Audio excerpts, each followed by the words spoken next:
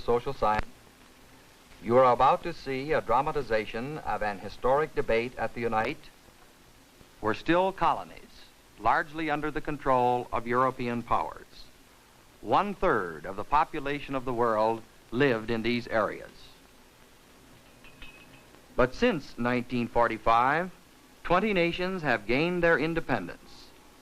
650 million people in less than 15 years have risen up to win their freedom from colonial rule. This is a revolution of unprecedented size and scope. The story of these years has been the story of a colonial people rising up after centuries of foreign rule to demand freedom. And it is the story of a great debate about colonialism. On the one side, the newly independent nations of the Middle East and Asia, and on the other side, the colonial powers of the Western world. At the United Nations in September 1955, just such a debate took place. The subject, Algeria. Speaking for the anti-colonial bloc was Iraq. The days of enslaving other peoples are gone. Humanity today must stand on the principles of justice, freedom, and equality. And Saudi Arabia. French policy had its origin in the colonial activities of the 18th century, with all of their crudities. And the Algerian people are within their rights when they demand independence from France. On behalf of the colonial powers, Belgium. I am ready to admit, indeed I do admit, that there are many things to be changed. But in saying that, may I not also ask you to recognize that we are already on the right road and that enormous progress has been made in freeing colonial people from what may be called the colonialism of the 19th century? For the anti-colonial bloc, India. The United Nations adopted the ideals of the French Constitution, the conception of human rights which the French had accepted over 150 years ago. Therefore, to argue that we must not come here and talk about the human rights for Algeria is the wrong thing. Finally, of course, France. For over 100 years, Algeria has been united to France. Any Algerian, whether Muslim or Christian, is a French citizen. How and with what right can anyone come here today and question something that has been a fact of national and international life for more than a century?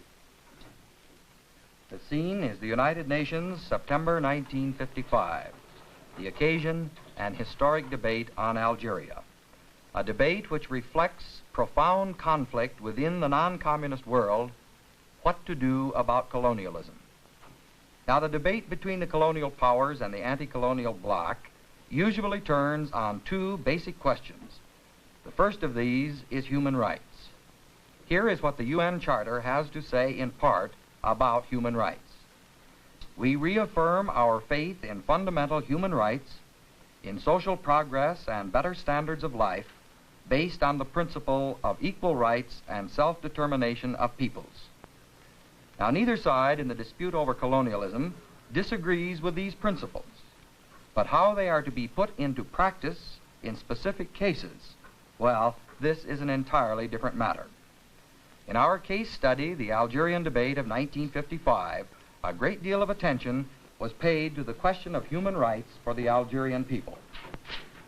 What, in fact, is the ultimate objective of this debate? Is it freedom for the Muslim peoples of Algeria? In that case, I ask, are they not already free? Do they not already enjoy the universal right to vote? Are they not already represented in local assemblies, the Algerian Assembly, and all the national assemblies? The French say, of course we believe in freedom, but the Algerians are already free. Let us face facts. The French discriminate in Algeria against the non-European Muslim population by denying them equal opportunity for education and equal political rights. In the Algerian Assembly, 900,000 French Europeans have an equal number of seats with 9 million Muslims. Thus, 1 European equals 10 Muslims in Algeria. From generalities to specifics, and a rather embarrassing subject for the French. Of course, the identical thing holds true in the National Assembly in Paris. Algeria is allowed 30 deputies to the lower chamber of the French Parliament. 15 deputies represent some 900,000 French residents in Algeria. The other 15 deputies represent 9 million Algerian Muslims. I have frequently in the past, as well as today, listened to delegates discussing the features of French electoral law and telling us that it ought to be overhauled. But they made the mistake of awakening my curiosity, and I went to the trouble of looking up electoral law in their own countries. I will not conceal from you my surprise at finding that in countries of many of the speakers that preceded me here, there was no electoral law at all. The tables are turning. Good electoral laws, it seems, are everyone's business. It is true that we don't have good electoral law. We recognize our backwardness. But the fact is that we are free to develop ourselves. And it is this blessing of freedom that is most fundamental and basic for all the people who wish to develop themselves as a human being worthy of that name. The Belgian delegate has just described how certain states who ignored the very existence of the right to vote and the elementary rules of justice had the temerity to attack France. France will not tolerate insults or slanders against its civilizing work at a time when countries still exist in which minorities are subjected to cruelly discriminatory treatment, where abject poverty is fatalistically accepted, where the illiteracy rate is as high as 80%, and the infantile mortality rate, unfortunately, in the region of 800 per thousand. Let these countries appeal to the United Nations for guidance and assistance in the efforts which it is their duty to make at home. Therein lies the true mission of the United Nations. It is through constructive work that it should expand its activities. Adroitly, the colonial powers have turned the discussion to an area where France's record is rather good. One thing has astonished me in this debate. To listen to certain representatives, one would think that there's only one single human right, the right of a people to political independence. Now, far be it from me to deny for one moment the importance of that human right. But the right of a people to political independence is not the only right that must be guaranteed. Amongst those rights, we must include common justice and also, of course, social justice. I hope the Belgian delegate will open the Charter at Chapter 11 and read along with me Article 73, which reads, to develop self-government, to take due account of the political aspirations of the people, and to assist them in the progressive development of their free political institutions according to the particular circumstances of each territory and its people and their varying stages of advancement. It is our obligation to see to it, whenever dependent people are mature and call for self-determination and freedom, these organizations must assist them. We have returned to the question of political independence. Listen to the French delegate. Much has been made of the fact that there are peoples in Algeria who differ in race, language, and religion from the population of continental France. And the conclusion has immediately been drawn that to be free, these people must be separate. This is a strange argument. Are we to understand that it is impossible for men of different races and religions to live together in peace as citizens of the same state? Could anyone in this forum wish to champion racial theories or provoke religious fanaticism? Of course not. We believe, and millions of people throughout the world share our belief, that it is possible for the Algerians and us to live side by side in peace, closely united in a single political organization. But the real fact of the matter can be put quite simply. There are two people in Algeria, the French and the Algerians. And while the Algerian is fighting for liberation, France is using brutal repressive measures to quell this urge for freedom. Everyone is in favor of freedom and justice. But how to achieve these rights is the first basic issue in the dispute over colonialism.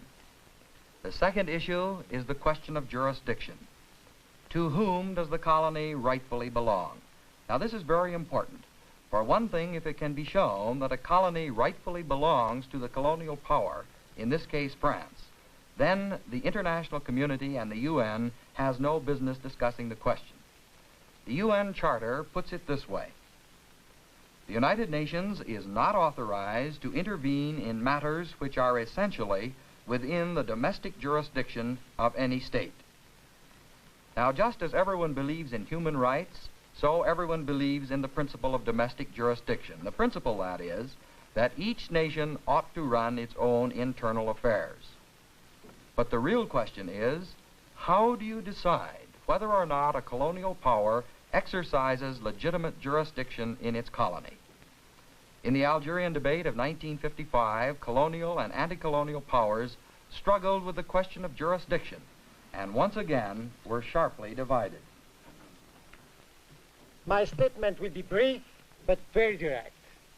Since 1830, that's for more than 120 years, Algeria has been an integral part of French territory. Every international treaty that we have passed, including the United Nations Charter, applies to Algeria as French territory, and no one has ever thought of disputing that fact. In Algeria, I remind you, live 1 million European and 9 million Muslims. It is strange in the age of freedom and equality, we are told that Algeria belongs to France. Algeria, where 9/10 of the population are not French at all. I do not say that Algeria belongs to France. I say that Algeria is France. For over 100 years, Algeria has been united to France on an equal footing with the Ile-de-France, Brittany or Auvergne, such that any Algerian, whether Muslim or Christian, is a French citizen. The French appeal to history and French law, but these are not the only criteria. The attitude which the French appear to take is that since Algeria is a part of France, an Algerian is a Frenchman. We lived in India for many centuries as a dependency. We were called at one time British subjects. That was bad enough. But nobody dared to call us Englishmen or told us that we should call ourselves Englishmen.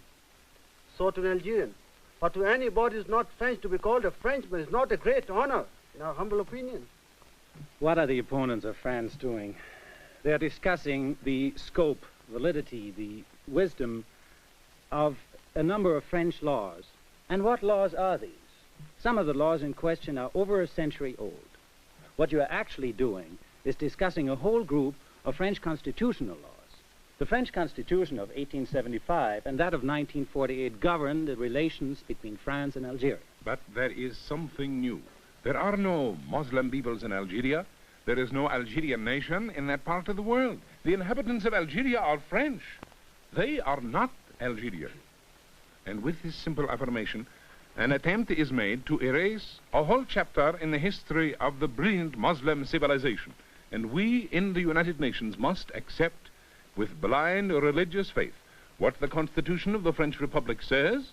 An attempt is being made to hoodwink this assembly over a century of military and political occupation of Algerian territory. And the subjection of a whole people to a foreign yoke do not, in our opinion, constitute an irrevocable title of ownership and dominion. The Saudi Arabian delegate argues that Algeria was conquered and therefore the United Nations has the right to intervene in Algerian affairs. Yes. But Flanders, Burgundy, Aquitaine and Roussillon, French provinces whose French character no one dreams of disputing, were also conquered. If we were to assume a right to question all frontiers resulting from wars, there would no longer be any security for any state possessing such frontiers. Suppose the United States of America had adopted a law in its Congress claiming that the Philippines were part of the United States. And later, the noble people of the Philippines rose and asked for their independence and freedom. Could anyone say that the Philippines was part of the United States? And therefore, one was not entitled to deal with the issues because it involved the internal jurisdiction of the United States, but this is an exact simile. If the Assembly decides to discuss the French problem of Algeria, there would be nothing in the future to stop each of us from exercising the right to intervene in the domestic affairs of any of us. That would be the end of security for many and independence for the weakest. In my country's opinion, the decision that will be taken by the Assembly will be far more serious for the United Nations than for France. The future of this organization will be at stake. So everyone agrees there must be no interference in the domestic affairs of any state. But how do you decide what are domestic affairs? France attempts to prove that the Algerian question is her own business. A century of history and 100 years of French law prove that Algeria is French. The anti-colonial bloc, on the other hand, insists that this is not just a squabble within the French household. History and law, they argue, do not make an Algerian Muslim a Frenchman if he doesn't choose to be one. So how do you decide whether or not a colonial problem is a domestic dispute or one which it is legitimate for the international community to discuss and to act upon? Human rights and domestic jurisdiction, everyone agrees with these ideas in principle. However, in their practical application, there is profound disagreement. Inevitably and ominously, the debate now moved toward a complete impasse. We come now to the next aspect. Even if we were entitled to discuss this, and if we're not committing a breach of the rules in discussing it, should we discuss it? That is a very legitimate question to ask. Is it politically wise? What are the gains and the losses?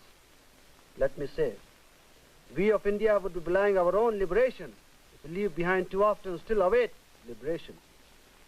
In the United Nations, there are at least 20 or 22 states who would not be here if the argument raised by France prevailed. The whole basis of their existence stands challenged. That is to say, if an empire cannot be overthrown, if a conqueror cannot be displaced, if lost liberty cannot be rewon, then very few of us will have a place here. I think the discussion of the Algerian question will assist in allowing some of the pent-up steam to be released without explosions. It will give the Algerian people some confidence in that the other people are thinking of them. After 3 or 4 weeks of discussions, what could we say? We could say that the Algerian problem has disturbed us. We could ask the French government to take urgent steps to deal with it. We could ask it to seek a peaceful solution acceptable to the majority of the Algerians. That is the most we could do. What then is the object of all this debate? Why must all this political wisdom, all this human sagacity be mixed with so much emotion, so many insults, so many wounding remarks? When my people read daily in the press that their brethren in Algeria who are both Arab and Muslims are being dealt with by helicopters, by airplane, by French armed forces, that so many Algerians have been shot and that so many villages have been destroyed, what would one expect the repercussions to be concerning the relations of my people with the people of France? I know that as a speaker I am given to polemics, and I must sometimes make a great effort to restrain myself.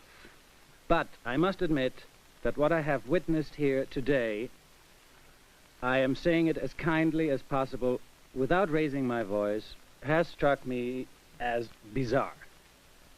Some representatives and delegates are really, I'm looking for the most parliamentary and least offensive term, very imprudent.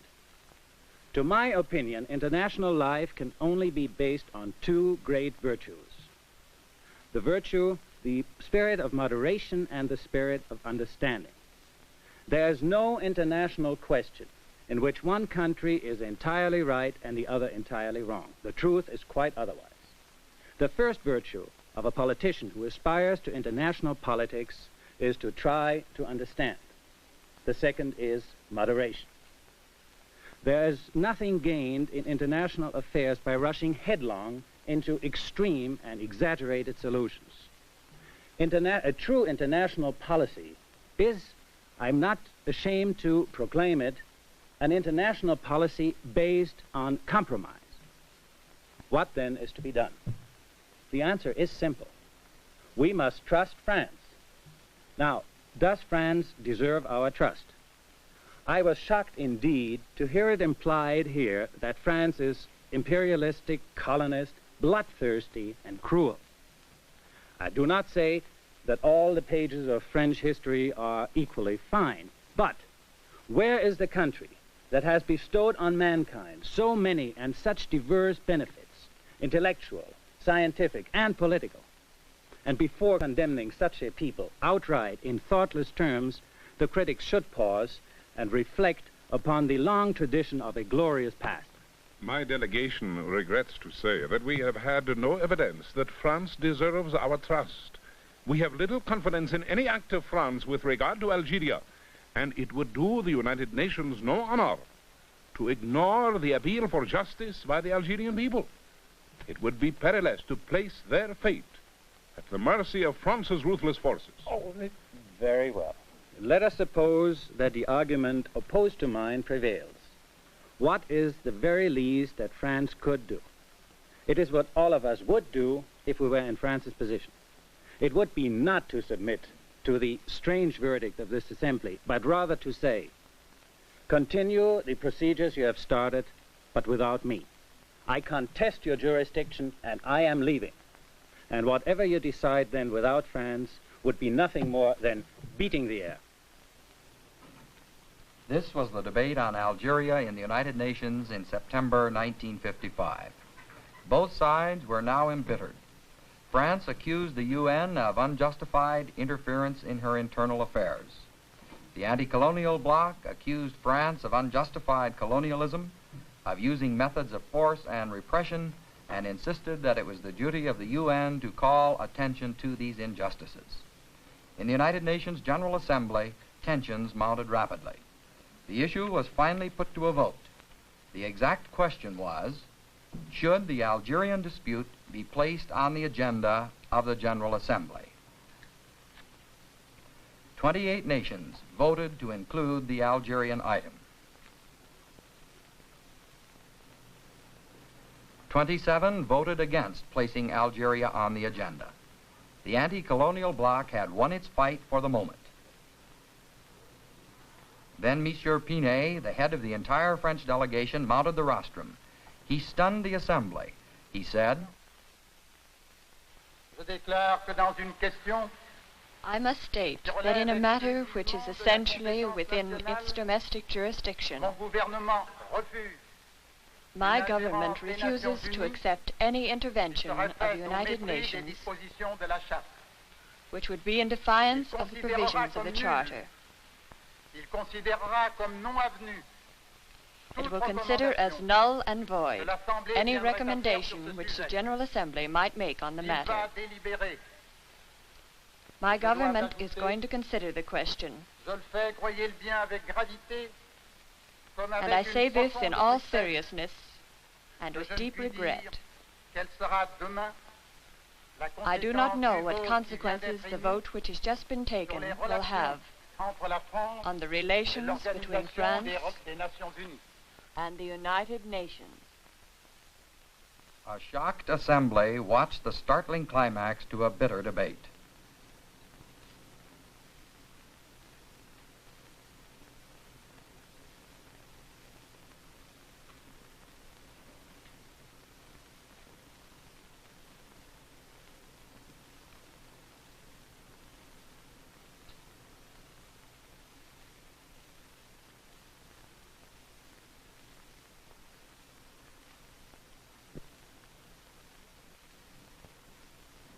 This historic debate on Algeria took place in September 1955 and continued with increasing bitterness in the years which followed.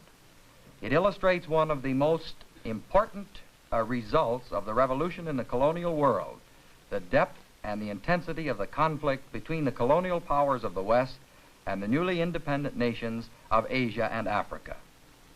This conflict divides the non-communist world, weakens the Western community, and threatens peace. Well, what can be done about it? First, most reasonable men will agree that in this debate neither side is fully right nor completely wrong. Subject people are demanding the right to run their own affairs, and this is natural and inevitable. Most people who believe in democracy will agree that this demand is just. However, it must also be pointed out that it is no small matter to disrupt the institutions of government and society which have been developed over centuries. Second, most students of the colonial problem feel that a colonial power must realistically and responsibly prepare its colonies for self-rule. They must train leadership. They must develop a stable economy. And third, many feel that the colonial powers in general will not put forth energetic efforts to develop responsible self-rule unless they are forced to do so by the fear of violence. The anti-colonial bloc, on the other hand, must recognize that preparation for self-rule requires time, and that no one will gain if through the use of force a colonial people achieves self-rule before it is prepared for it. One conclusion certainly seems certain. There will remain serious differences between the colonial and anti-colonial worlds for a long time to come. That is why, in the words of the Belgian delegate, restraint and moderation are so necessary. For without restraint and without moderation, the colonial revolution will tear the free world apart, and all of us will be the loser.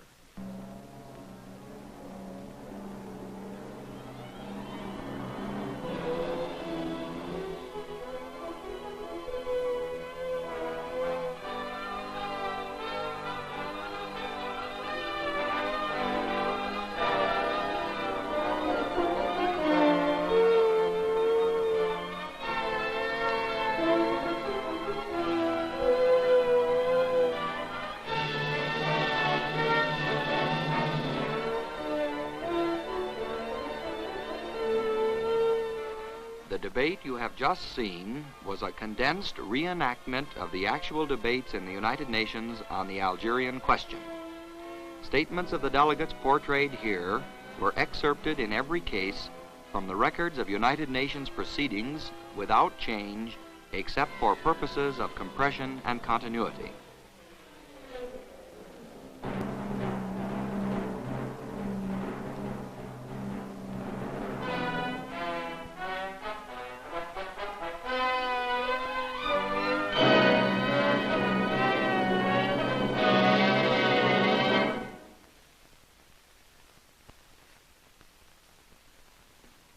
This is National Educational Television.